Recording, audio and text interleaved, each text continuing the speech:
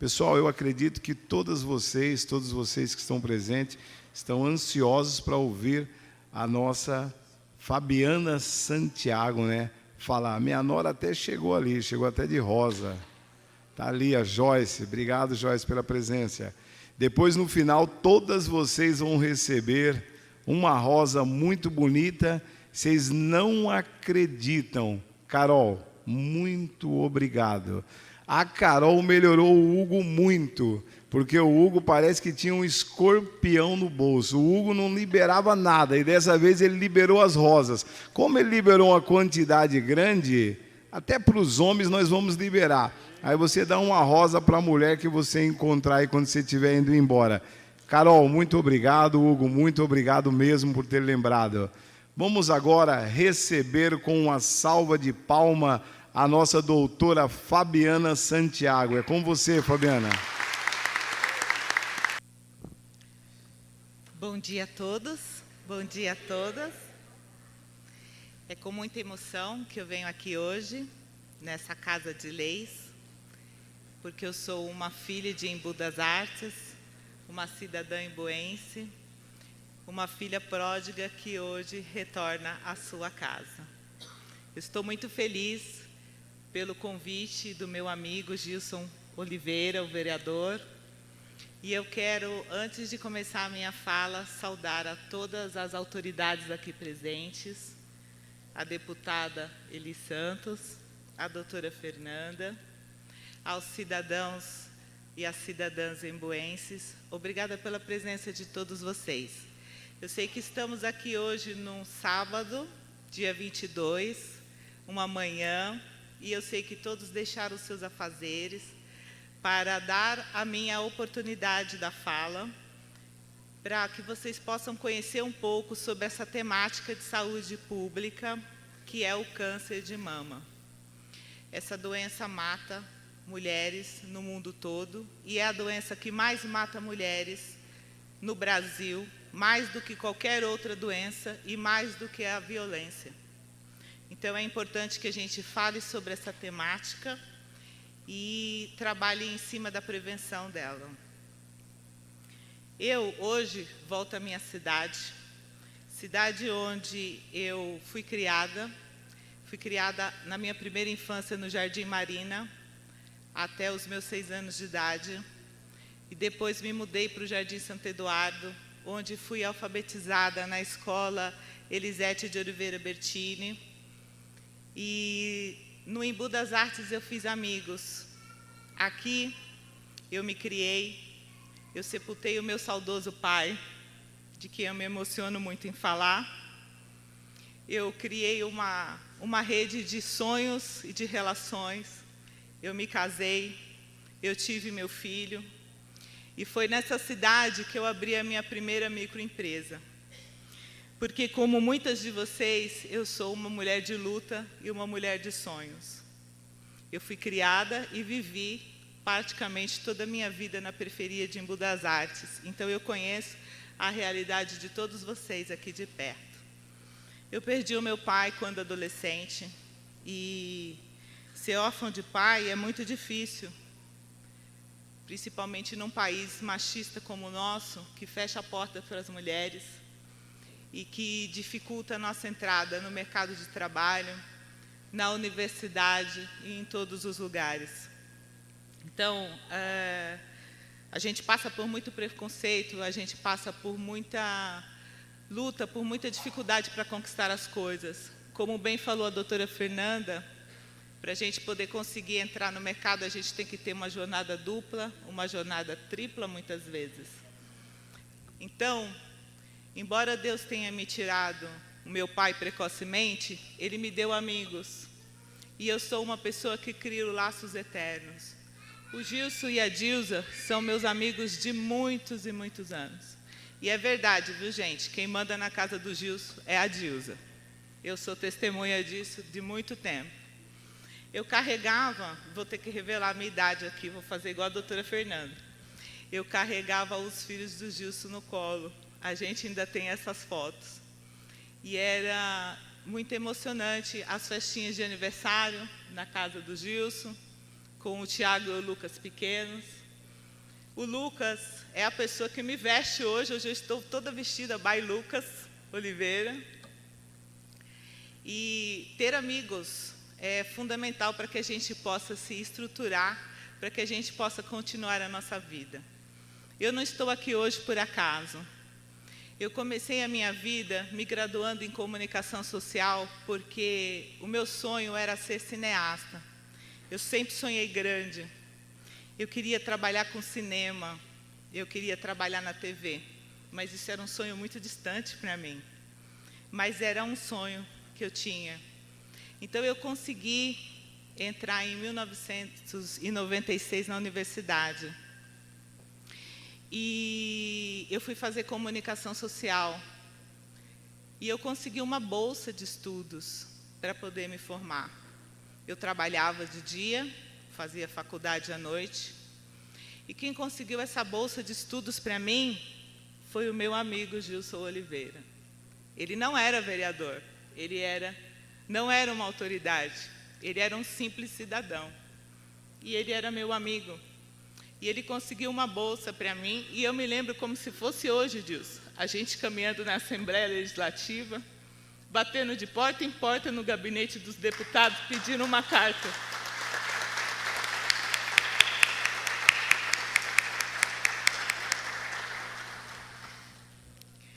Eu queria trabalhar com comunicação e eu tinha sonhos.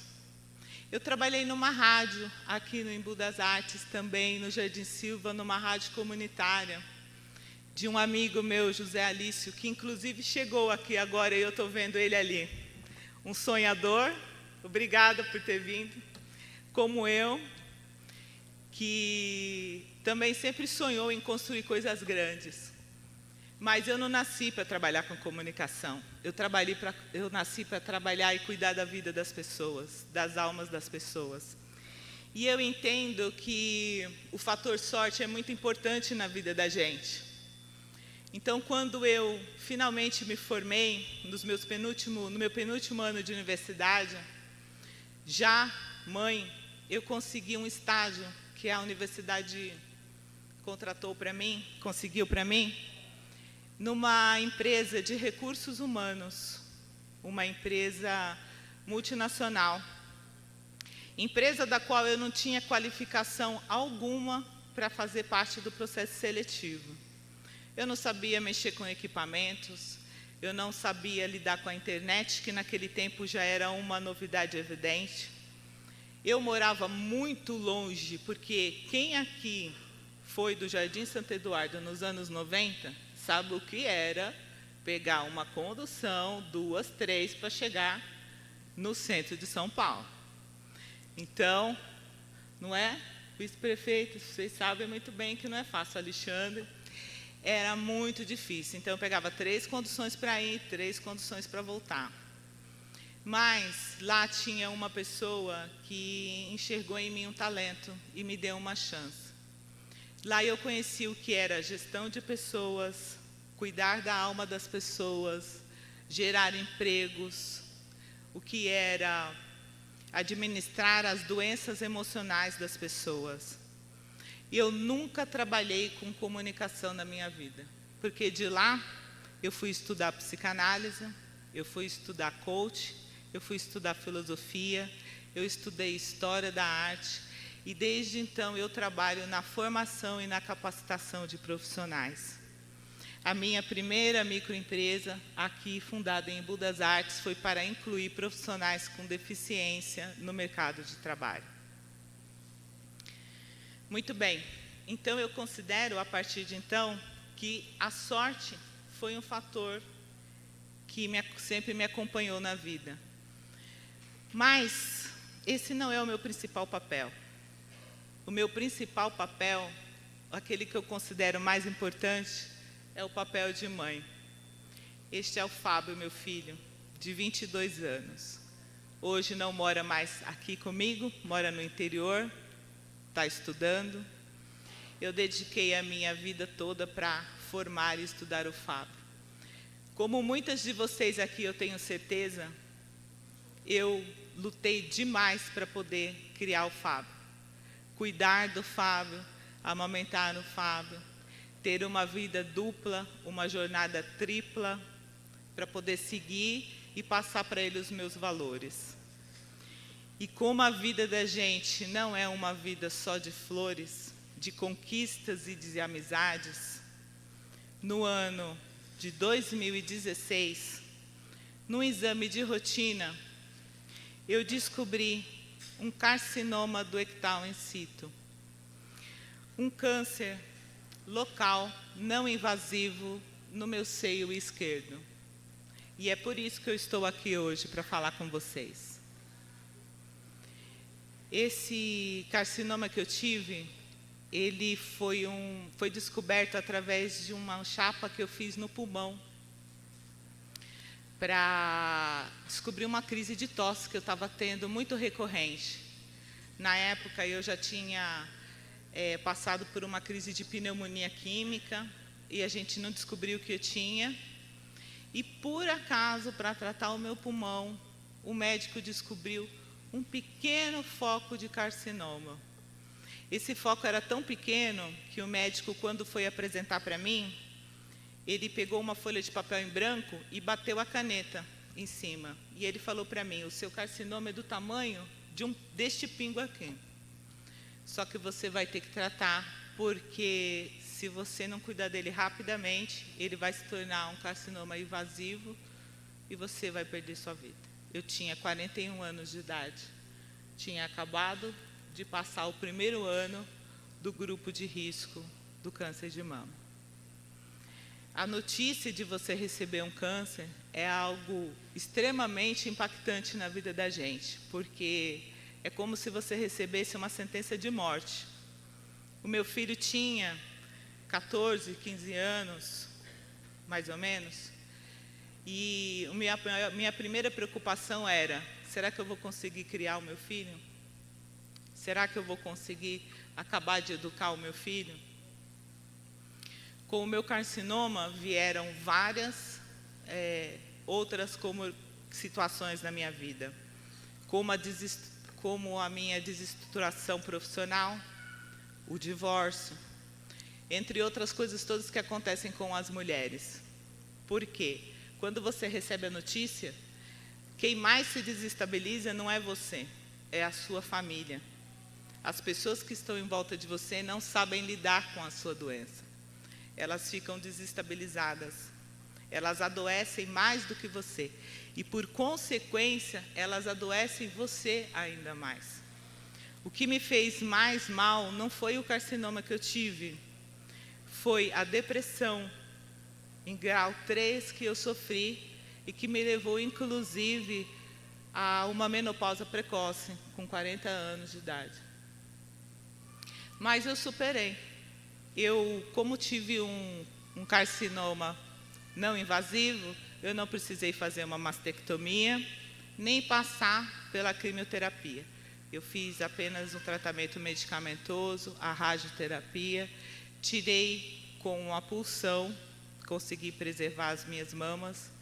E foi aqui, apesar de tudo que eu vivi, que o fator sorte se considerou na minha vida mais uma vez. E, a partir disso, eu entendi o quanto é importante a gente falar sobre esse tema. O que é o Outubro Rosa? Gente, o Outubro Rosa é uma campanha de conscientização mundial para falar a respeito da importância de se prevenir o câncer de mama. 95% dos cânceres que são descobertos precocemente trazem a possibilidade de cura para a mulher. Infelizmente, 100% dos cânceres descobertos de forma avançada não tem chance. E como essa é a doença que mais mata mulheres no Brasil e no mundo, é importantíssimo que a gente fale sobre esse tema. É fundamental que a gente fale sobre ele. No Brasil, as campanhas de conscientização do câncer de mama começaram a acontecer no ano 2002, quando as autoridades acenderam pela primeira vez o obelisco do Ibirapuera com a cor rosa. E em 2011, esse tema começou a ser tratado para a prevenção do câncer do colo de útero. Foi a partir dali que o Brasil começou a tratar esse tema como um tema de saúde pública. Esse movimento surgiu nos Estados Unidos nos anos 90, por mulheres que organizaram, mulheres que sobreviveram ao câncer, e elas organizaram uma corrida, como a corrida que a gente tem hoje da São Silvestre. Elas se juntaram e organizaram uma corrida em prol da conscientização das pessoas, para falar sobre o autoexame, para falar sobre a necessidade dos exames de rotina. E depois, isso se alastrou nos anos de 96 e começou a se espalhar pelo mundo. E estamos aqui hoje falando sobre esse tema tão importante. Quando a gente fala sobre autoexame, existe um mito. Muito se fala sobre a mulher se tocar. Se toque, faça o autoexame. E isso é muito importante, mas também é muito perigoso. Porque somente 30% dos carcinomas são detectáveis via autoexame. Quando você se priva de fazer os exames de rotina, você aumenta em mais de 70% a sua chance de poder ter um carcinoma desse e não ter o tratamento. E por que quando a gente fala sempre se toca, mulher se toca, é um pouco prejudicial? Porque aqui estamos nós, temos muitos homens, mas estamos em maioria de mulheres. O exame é muito ruim. Todas aqui acredito que já devem, pelo menos quem tem mais de 40 anos, se não passaram, já devem passar por uma mamografia. É um exame horrível, extremamente doloroso e constrangedor. Para quem não conhece a máquina, para vocês homens que não tiveram esse desprivilégio, é uma máquina que espreme e amassa o seio da mulher. Se o seio for pequeno é horrível, se o seio for grande é horrível, se o seio for plácido é horrível. Toda e qualquer situação é péssima. Parece que é um castigo para nós. E há notícia que existem já máquinas mais modernas para que esse exame seja feito, mas a gente ainda não tem, principalmente na iniciativa pública, acesso a esse exame. Então, o que acontece? Quando a gente fala muito de autoexame, a mulher acaba se prendendo a ele. E aí, ela corre um risco imenso. Eu mesma nunca saberia o que eu tinha com um autoexame. Então, é importante que a gente tenha a consciência de preservar a nossa vida, ainda que a gente, infelizmente, tenha que passar por isso. Eu vou falar um pouco dos números do câncer de mama, só para vocês terem noção do que acontece no mundo, para vocês verem a importância, tá? A Agência Internacional de Pesquisa do Câncer fala sobre a incidência do câncer do mundo e diz o seguinte, que ele é um dos 3 tipos de maior incidência, entre homens e mulheres, um dos 3 mais, tá? No mundo todo, de maior incidência é o de pulmão, o de colo retal e o de mama. Entre 185 países analisados, 154, o câncer de mama é o de maior incorrência. Eu tenho aqui números de 2019, porque 2020 e 2021, nosso numeral está prejudicado por conta da pandemia do Covid, tá?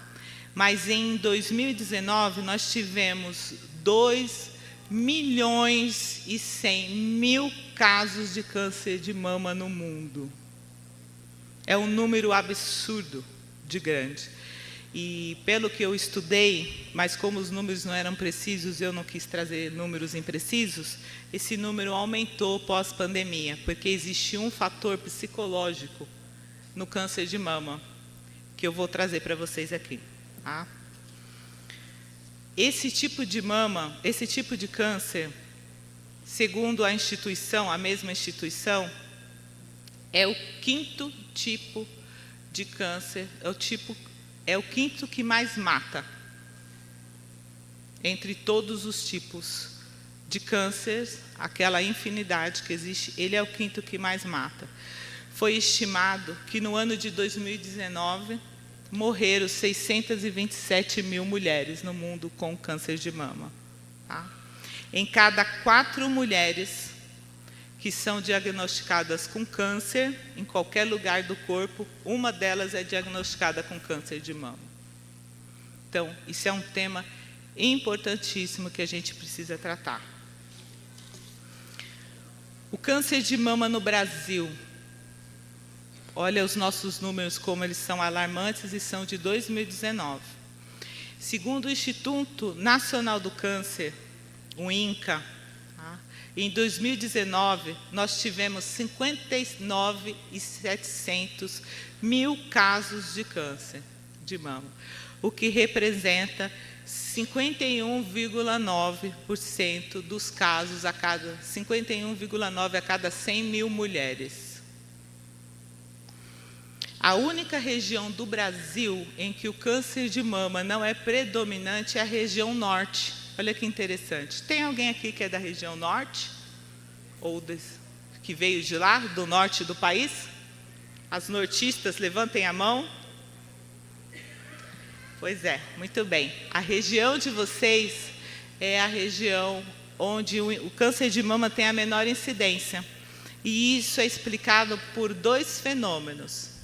A questão do estresse e a questão climática. E aí agora eu pergunto para vocês, qual a região vocês acreditam que o câncer de mama tem maior incidência? Infelizmente é a nossa região. Tá? A região sul e a região sudeste são as que apresentam maior taxa de mortalidade das mulheres que têm o câncer de mama. Sendo a região sul do nosso país, 15,26% das mulheres que têm o câncer de mama morrem, e aqui no Brasil, 14,56%. Aliás, perdão, aqui na região sul, São Paulo, Rio de Janeiro, 14,56%. A incidência dessa doença aumenta nas mulheres a partir dos 40 anos. Abaixo dessa faixa etária, apesar de haver casos, a ocorrência é menor. E a partir dos 60 anos, o risco aumenta 10 vezes mais. Okay. Nós temos os fatores de risco emocionais. Tá? Então, como bem disse a doutora Fernanda, nós, mulheres, temos os fatores que potencializam o câncer em todos os lugares. Mas nas mamas e no colo do útero, nós temos uma potencialidade. Por quê? Porque esses locais têm representação emocional para nós. Então, o seio significa para a mulher fonte de vida para os filhos, significa nossa sensualidade, é o nosso diferencial quanto ao corpo do homem, significa a nossa própria beleza, o nosso próprio espelho, significa a nossa relação parental com a nossa mãe, com as nossas avós, com os nossos descendentes. Então, quando a gente tem a nossa mente, ela tem um poder limitado de aguentar sobrecargas emocionais. A gente aguenta até um determinado momento. Quando a gente não aguenta mais, o que acontece? Nossa mente joga essas cargas emocionais no corpo, na tentativa de solucionar essas cargas. No caso do homem, isso se acomete no pulmão e na próstata, na mulher, no mais das vezes, no seio e no colo do útero. E aí são formados nos nossos corpos aspectos que são chamados de neoplasias. Tá? Neoplasias são as células danificadas que formam o câncer. E quando uma mulher descobre que ela tem essas neoplasias e que ela começa a desenvolver, o fator psicológico potencializa em muito a doença. Porque o medo da morte, o medo de a doença voltar, o medo de tudo que ocorre, do abandono da família, do abandono do companheiro, de não conseguir, de perder o emprego, de não conseguir outro emprego, de não conseguir sustentar a família. Tudo isso potencializa a doença. A gente passa no decorrer da nossa vida por diversas situações de preconceito, assédio no ambiente de trabalho, assédio no ambiente educacional. E isso traz sobrecargas para as mulheres que potencializam também o aumento do câncer. Por isso que nós, mulheres, temos este número tão grande. E é importante que a gente saiba disso, porque, doutora Fernanda, você que é a secretária da Mulher, tratar da saúde mental das mulheres é fundamental. E a saúde pública negligencia muito isso, porque é uma doença subjetiva, você não está vendo. Então, as pessoas entendem que aquilo que você vê é tratável, aquilo que você vê não é tratável. Mas toda doença que você tem, que você percebe, ela foi formada de forma psicossomática, ela foi formada porque a sua mente adoeceu primeiro. Então, é importantíssimo que a gente trabalhe no sentido de desenvolver aspectos de tratar a mente das pessoas. E é por isso que eu trabalho há mais de 20 anos cuidando da saúde mental. Há um mito, há um medo sobre a saúde mental. E a saúde mental precisa ser olhada tanto pela iniciativa privada, pelas famílias e pelas pessoas. Pela iniciativa pública. Não abandone os seus doentes. As famílias abandonam os seus doentes, os seus idosos, os seus adolescentes, os seus doentes mentais. E isso só adoece mais a nossa sociedade. Então é muito importante que a gente fale sobre isso. Existe um médico que estudou muito o comportamento das mulheres durante o câncer de mama, que ele diz o seguinte: o câncer de mama desestrutura a mulher no sentido de trazer para a sua convivência a incerteza da vida, a possibilidade da recorrência da doença e a incerteza do sucesso no tratamento. Existe um fator social também oculto no câncer de mama. E por isso que essa campanha é tão importante, porque existe um tabu sobre isso.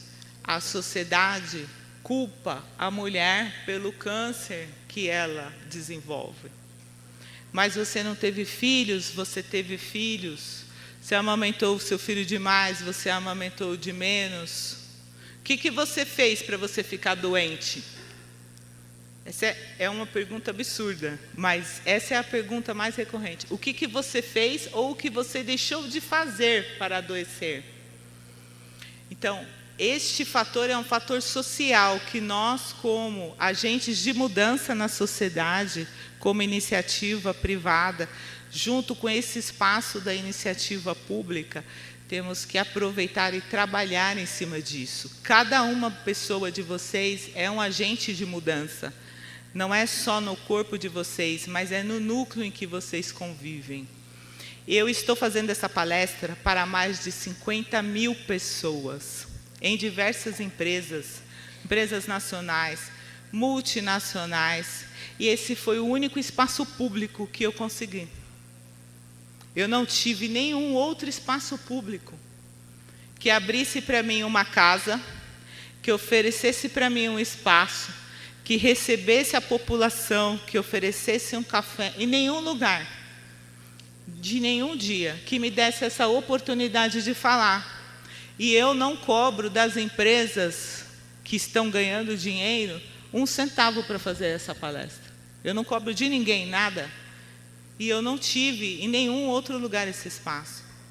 Então é muito importante que a gente possa falar sobre isso, que a gente seja o agente de mudança de nós mulheres. Vocês podem mudar essa realidade. Tá? Existe a rede de apoio para a mulher. A mulher que sofre de câncer de mama, assim como qualquer outro doente, precisa de uma rede de apoio para se curar. Não são só os medicamentos que curam as pessoas que estão doentes. Não é só o tratamento clínico. Não é só o tratamento medicamentoso. É necessário o apoio, a rede de apoio profissional, a rede de apoio social. A religião é a primeira, tanto em pesquisas quanto em vivência, é a primeira busca de uma pessoa que é acometida dessa doença, seja ela qual for, porque é necessário esse tratamento conjunto para que a pessoa possa se curar. Seres humanos não são máquinas, eles precisam de um apoio para poder continuar. Tá? Então é importante falar sobre isso. Quando a gente fala de profissionais, é importante deixar claro que não é só o médico que trata o paciente, tanto o paciente com câncer de mama como qualquer outro tipo de paciente. Profissionais da saúde mental, profissionais da justiça. Muitas vezes a gente precisa de um advogado para brigar pelos nossos direitos. Pelo nosso direito no SUS, pelo nosso direito no plano de saúde. A gente precisa de uma enfermeira, a gente precisa de um psicólogo para trabalhar o nosso psicológico, o psicológico da nossa família. Então, o tratamento da paciente com câncer de mama, ele precisa ser holístico, ele precisa ter todo esse corpo, e ele tem que ser um tratamento de confiança. Por quê? Ele é constrangedor. A mulher tem constrangimento de se tratar. É vergonhoso dizer que está doente. É vergonhoso você dizer que você está inábil para se tratar. É vergonhoso você passar num exame do INSS e pedir uma licença médica por afastamento. Então, quem está ao lado das pessoas que estão adoecendo precisam ter essa sensibilidade também. Nós, seres humanos, estamos perdendo a humanidade, estamos perdendo a sensibilidade humana, estamos ficando pessoas frias. A pandemia mostrou isso, a falta de parceria, casais que se desmancharam na pandemia, filhos que abandonaram seus pais, pais que abandonaram seus filhos. É um momento de reflexão que eu quero trazer para vocês aqui também hoje. E eu quero falar sobre a prevenção. Como a gente pode prevenir o câncer de mama, porque a prevenção é melhor do que qualquer tratamento. 95% dos casos do câncer de mama que são diagnosticados são curáveis, ainda que os mais invasivos, quando descobertos de forma precoce. Por isso que é tão importante a prevenção. Tá? Infelizmente, aqueles que são descobertos no seu formato mais tardio, levam a mulher a óbito. É preciso que as mulheres conheçam o seu corpo, se avaliem. Qualquer tipo de mudança de temperatura, queda de cabelo, mudança na sua pele. O nosso corpo se modifica com o decorrer do tempo, toda mulher aqui sabe disso. Mas qualquer mudança brusca, de uma semana para outra, de um mês para outro, procure ajuda médica. Isso nas mamas, nas axilas, em voltas das suas mamas, tá? É preciso que as mulheres estejam também atentas a qualquer tipo de alteração, de anormalidade emocional. O nosso psicológico também aponta quando o nosso corpo não está bom. O INCA, que é o Instituto Nacional de Controle do Câncer de Mama, afirma que a mortalidade da doença diminui em 20% nas mulheres de 50 e 69 anos que realizam exames regulares de mamografia, ultrassonografia e mamografia das mamas. E aqui eu tenho um dado importante para falar para vocês. Nós temos uma lei que nos protege. Existe a Lei 11.664 de 2008, que garante que toda mulher acima de 40 anos tem o direito de uma mamografia por ano pelo SUS, embora a recomendação pelo Ministério da Saúde de apenas a partir dos 50 anos até os 69, a lei nos garante esse exame a partir dos 40 anos. Então, busquem o direito de vocês. É um direito que a gente tem garantido por leis. Nós estamos hoje aqui numa casa de leis. Nós estamos cheios de autoridades aqui que proporcionaram para a gente isso porque enxergam a importância disso. Então, vamos atrás dos nossos direitos. Como a gente pode reduzir os nossos riscos? A gente pode reduzir os riscos tendo uma vida de costumes melhores, como bem disse a doutora Fernanda, para qualquer tipo de doença. Mas para o câncer de mama, a gente consegue reduzir em 28% a incidência se a gente trabalhar a nossa saúde mental, se a gente praticar exercícios regularmente, se a gente tiver uma alimentação saudável. E o que significa uma alimentação saudável aqui, gente? É importante salientar, porque é muito simbólico isso, uma alimentação saudável. É cortar açúcares e frituras. O açúcar é um veneno viciante, tal qual a cocaína. Cortem o açúcar da vida de vocês, não deem refrigerante para os seus filhos. O açúcar mata e vicia. E a gordura saturada entope as veias e destrói as células do nosso corpo. Cortem as frituras. O tabagismo, não preciso nem dizer, existem milhares de campanhas, o cigarro adoece e mata. O peso corporal inadequado também, e cada pessoa tem um peso corporal adequado para o seu organismo, não é o peso corporal das redes sociais. Aquilo que é bonito, que está no Instagram, não serve para as nossas vidas. Tá? E a injeção de bebidas alcoólicas em excesso destrói as nossas células boas e potencializam o crescimento das células ruins. E agora eu tenho um dado muito interessante para vocês, homens, que eu queria chamar a atenção de todos vocês aqui. A cada 100% de diagnóstico de câncer de mama no Brasil, 1% é em vocês, homens. Os homens também têm câncer de mama, caso vocês não sabiam.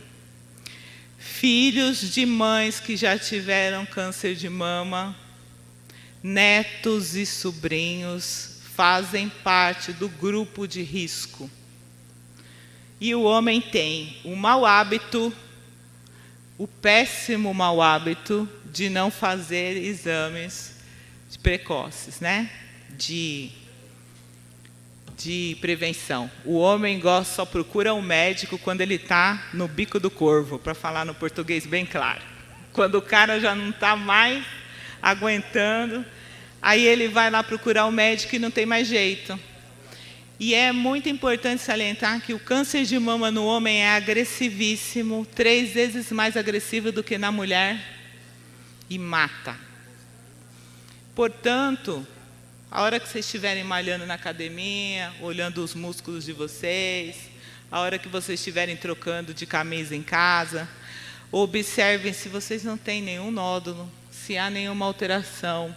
Façam exames de prevenções regulares, porque vocês não são máquinas, vocês são pessoas como nós.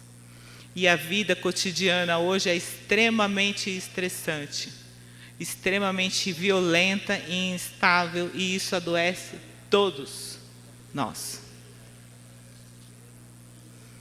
Peguei vocês de surpresa agora, né? Pois é. Temos 3 tipos de câncer de mama. Temos o carcinoma do ectal in situ, que é o que eu tive, não invasivo, que é dentre os tipos o melhor, porque ele não se espalha, não gera metástase e tem maior facilidade para o tratamento. Temos o carcinoma de mama invasivo. Esse representa de 70% a 80% dos casos diagnosticados no Brasil. Esse é o câncer que a gente mais conhece. É aquele que a mulher precisa fazer a mastectomia, na maioria das vezes a retirada de uma mama da outra, precisa passar por diversas sessões de quimioterapia, é o mais difícil. Dentro dele existem 7 tipos de câncer, dentro do tipo invasivo, que eu não vou falar aqui porque é um assunto muito técnico e acho que não é do interesse de vocês. E existe um tipo de câncer de mama invasivo, aliás, alguns especiais, que são alguns cânceres que têm características especiais, diferenciadas, e que eles se desenvolvem de algumas maneiras diferentes. Esses são os mais agressivos, são os que normalmente aparecem, se manifestam a princípio com uma ferida exposta, como se fosse uma espinha, algo no começo, um caroço fora do seio. Este é aquele mais perigoso, o que mata mais rápido. Então, qualquer alteração na pele, ele é da família do carcinoma da pele, que é o câncer que mais mata a gente no Brasil hoje. É o câncer de pele, não é o câncer de pulmão, não é o câncer de próstata, não é o câncer de seio, é o de pele, por conta das nossas condições climáticas. Então, esse câncer é dessa mesma família. É importante a gente observar a nossa pele também. Manchas, pintas, alterações em relevo. Muito importante que a gente observe isso. Eu vou passar para vocês um documentário de alguns minutos, que é a fala de algumas mulheres, médicos e psicólogos, a respeito do câncer de mama, vivências reais. E a gente volta a se falar.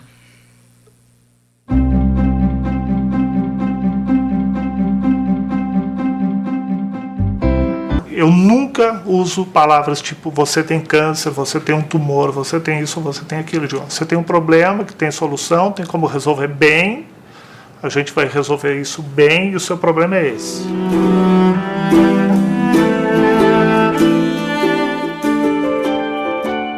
Uma vez eu vi um filme, eu acho que foi do Almodóvar, não sei. E uma mulher aparece sem seio. Eu falei, meu Deus, nenhuma mulher do mundo, a pior mulher do mundo, não devia passar por isso.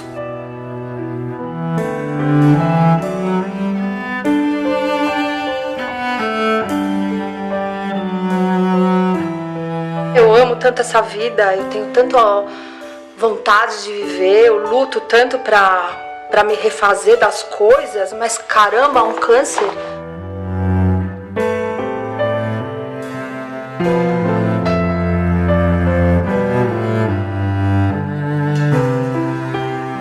Eu fiquei acho que quase 2 horas no consultório chorando e querendo saber por que estava acontecendo isso comigo. Por quê? Qual o motivo? Né? Eu só pensava nos meus filhos.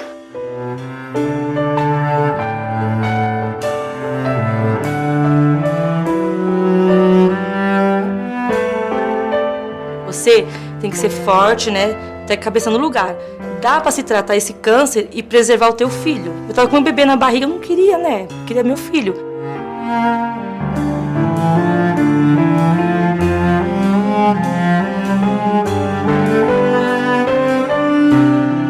Minha mãe faleceu com 39 anos, meu irmão faleceu com 19, minha mãe faleceu de câncer de mama, meu irmão faleceu de câncer no estômago. Então, assim, esse assunto é um assunto presente na minha vida.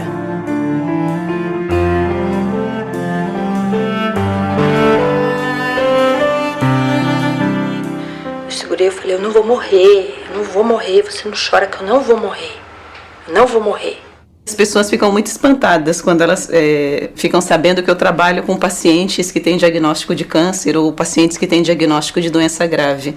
A pergunta sempre é por que você escolheu trabalhar com isso? Como se isso fosse um problema, como se isso fosse uma aberração, né? E eu falo que eu escolhi porque eu gosto da vida, né? Eu não estou trabalhando com pessoas mortas, eu estou trabalhando com pessoas vivas, né? Cada vez menos se faz cirurgias profiláticas mutilantes. Após a cirurgia, a mastectomia radical, no momento da cirurgia, ele viu a necessidade de esvaziamentos axilar, né? Porque são os linfonodos que estavam comprometidos, né? E isso designa o quê? Uma metástase já. E aí, assim, esse braço agora é meu dodói pro resto da vida. Eu não posso tirar cutícula, eu não posso pegar peso, né? Mas assim, nunca inchou. Tem mulher que fica com o braço bem inchado, aquele problema chamado linfedema. Eu faço tudo na minha casa, tudo. Muitas vêm realizar um sonho aqui, né? O sonho da tatuagem, e aquelas que querem dar continuidade ao trabalho do cirurgião plástico, né? A reconstituição, o trabalho de pigmentação de cicatrizes. Eu sempre digo para os meus alunos, você tem que tratar o tumor com segurança e, de preferência, o resultado estético tem que ser melhor do que estava. Os pacientes que conseguem, às vezes, ter um bom tratamento ou uma boa qualidade de vida são pessoas que foram capazes de dar um novo sentido à forma como elas viviam. A gente fala que isso é ressignificar, né? Não é você tirar, não é você perder, mas é você dar um novo sentido às coisas que você acreditava, ao que você sentia, ao que você pensava. Falei, bom, já que vou fazer um corte, toda uma cirurgia, toda uma coisa pesada, não vou pôr um ovo frito, né? Vou ficar substanciosa. Substanciosa. Graças a esse segundo médico, porque o outro primeiro realmente queria me deixar um ovo frito. Evidentemente que a mama, quando substituída, ela perde as terminações nervosas que eventualmente podem auxiliar no momento de relação sexual, mas você não tem só mama. Você tem uma série de outros lugares que tem muitas terminações nervosas. A loja Mama Amiga está no mercado desde 85, onde houve uma necessidade na família de produtos para uma moça na época de 31 anos que foi operada. Na época que a loja ia ser montada, nós analisamos muito e mama é peito, é seio. E amiga, porque nós estamos substituindo o seio que foi embora. Então eu acho que casou, né, a ideia do seio com a nossa amizade e dedicação. E até hoje nós estamos atendendo às necessidades mesmo dessas mulheres que operam o seio e ficam sem chão. Essa é a gota. Então vamos pôr dentro do sutiã para você ver como é que fica bem distribuidinho. Parece bem confortável. Hoje eu estou mastectomizada, não fiz a reconstrução por opção, né? No momento eu estou em tratamento ainda. E assim, se eu falar que o seio não faz falta, eu estou mentindo. Faz sim, né? Uma roupa que você coloca, né? Tudo que você pode usar, né? Só que assim, eu penso assim, eu fiquei careca por 2 anos. Eu coloquei peruca, usei boné, usei lenços, né? E o seio, eu também consegui, né? Usando a prótese de um jeitinho ali, outro aqui, né? Toda a roupa que eu uso, mas um truque fica legal, dá pra você, né? Se vestir bem. Ela perdeu uma parte do corpo, que é uma parte importante. E agora? A pergunta normalmente é essa: o que eu vou fazer? Então, quando ela passa a usar a prótese, o sutiã e produtos destinados para atender essa necessidade, ela se sente mais valorizada, ela se sente mais confiante nela e vida pra frente, como eu falo, peito pra frente. Quando eu fiquei sabendo que eu estava doente, uma das coisas que eu fiz foi conversar na escola, né? Para ver se essa psicóloga dá uma força. Porque é importante a gente participar das pessoas nesse momento, até porque você não sabe como a criança vai reagir. E a Rebeca sempre me pediu para usar peruca. Toda vez que a gente saía, ela pedia para usar peruca. Toda vez que eu ia na escola, ela pedia para usar peruca. E assim, nunca me incomodou, porque eu entendo, né? Eu entendo muito essa necessidade que ela tem de ter uma mãe bem saudável e normal. Então, nunca me incomodou. A família, às vezes, fica mais desestruturada do que o paciente. A família fica muito angustiada, E surge uma coisa gozada nos familiares, no próprio paciente, uma sensação assim de que a responsabilidade por ter ficado doente é dela, entendeu? A paciente, a mulher fala assim, o que eu fiz para ter câncer? Nada. Ela ficou muito bonita, careca, né? Ficou muito bonitinha, te juro. Mas alguma coisa mudou, lógico. Até psicologicamente a gente também não é hipócrita. O mais importante é ela estar bem.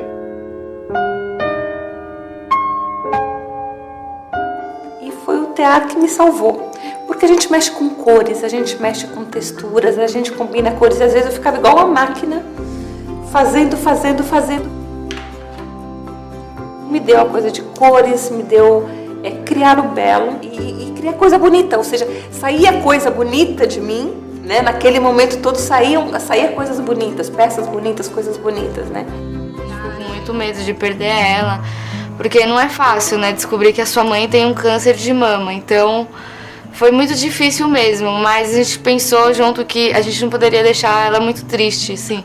Porque senão aquilo poderia acabar muito com ela. Então, me preparei, fiquei no médico um monte de tempo lá e tentando pensar como que eu ia chegar aqui e contar para eles isso. E quando eu contei, eles choraram muito, foi muito dolorido. Eles falavam para mim assim: mãe, você é nossa heroína. Você vai procurar os melhores médicos, você vai fazer todos os tratamentos que tem que fazer, nós vamos te ajudar. Você vai fazer, mãe? Você vai lutar? Não adianta ficar chorando de canto, pensando que vai acontecer tudo de mal, porque não vai. Você pode vencer, levantar essa pessoa e ajudar ela a vencer essa etapa da vida, porque é muito difícil. De verdade, é muito difícil.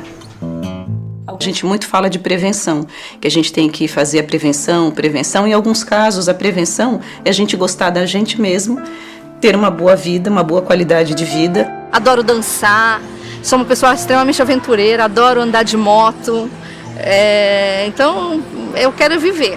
Eu sou uma mulher de peito, porque eu tenho uma família de peito. Você está viva. Vamos viver, vamos escolher viver.